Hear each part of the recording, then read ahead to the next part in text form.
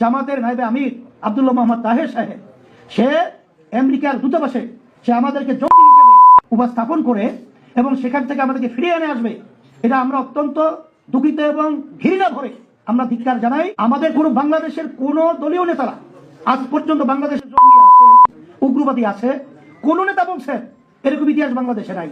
তারা বাংলাদেশে কেউ কলঙ্ক করতে চায় না যে আমরা 11 দলীয় জোটে ছিলাম।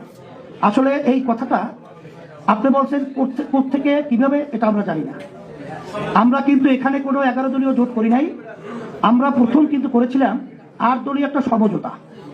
সমঝোতার জোটের ভিতরে পার্থক্য হলো জোটের একজন নেতৃত্ব থাকতে হয়, আর সমঝোতার ভিতরে কোনো নেতৃত্ব থাকে না। এখানে আমরা দেশের জন্য এবং মানুষের কল্যাণের জন্য যে সিদ্ধান্তগুলো আমরা নেব, এটা আমরা সবাই পরামর্শ ভিত্তিক আমরা নেব।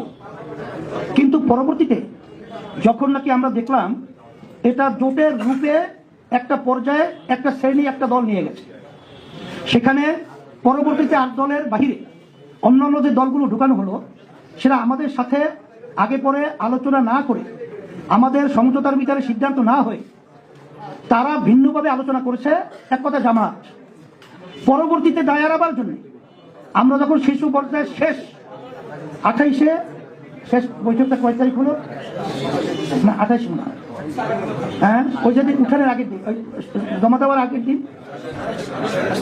হ্যাঁ 28শে ডিসেম্বর, সেদিন আমাদেরকে জানাইলো যে এরকম অন্যান্য দলগুলো এইভাবে আমরা এর সাথে ইনক্লুড করছি।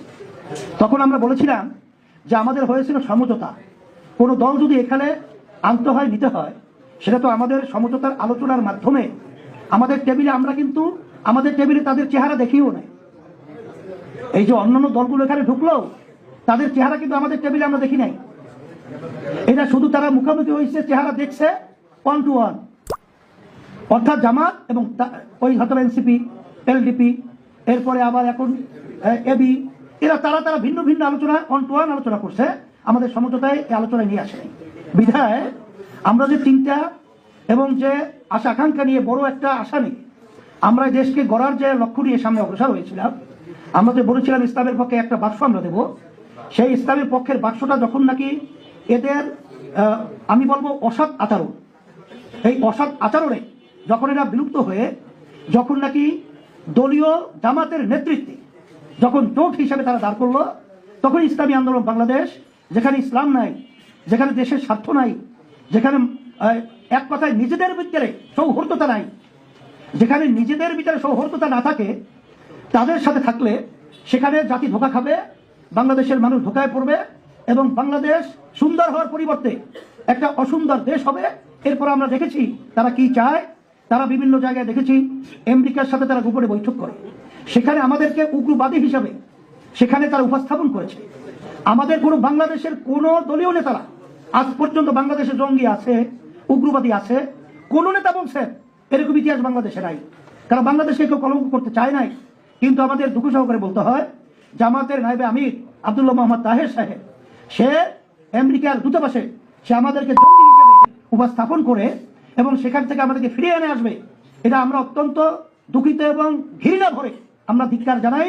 কারণ আমাদের ইসলামী আন্দোলন বাংলাদেশ প্রতিষ্ঠিত হয়েছে 1987 সালে, আজ পর্যন্ত অদ্যাবধি পর্যন্ত আমাদের কোনো কর্মকাণ্ড আপনারা পরিষ্কার জানেন যে সবাই এই কথা অকপটে স্বীকার করতে বাধ্য যে আমাদের থেকে সেদিনকারও যে বিভিন্ন সংস্থা জরিপ করেছে, সেখানে একমাত্র একটাই রাজনৈতিক দল হিসাবে জিরো টলারেন্স, যে এখানে একটাই দল যেটা দুর্নীতি মুক্ত, সেই দলটা হলো ইসলামী আন্দোলন বাংলাদেশ।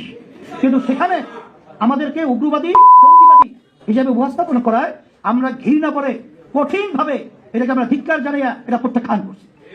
এই জন্যই আমরা যখন দেখছি যেখানে ইসলামের স্বার্থ নাই, ইসলামের বাক্স নাই, এখানে মানবতার এবং দেশের কোনো স্বার্থ নাই, আমেরিকার সঙ্গে গোপনে বৈঠক, ভারতের সঙ্গে গোপনে বৈঠক হতেই পারে, সেখানে গোপন কেন?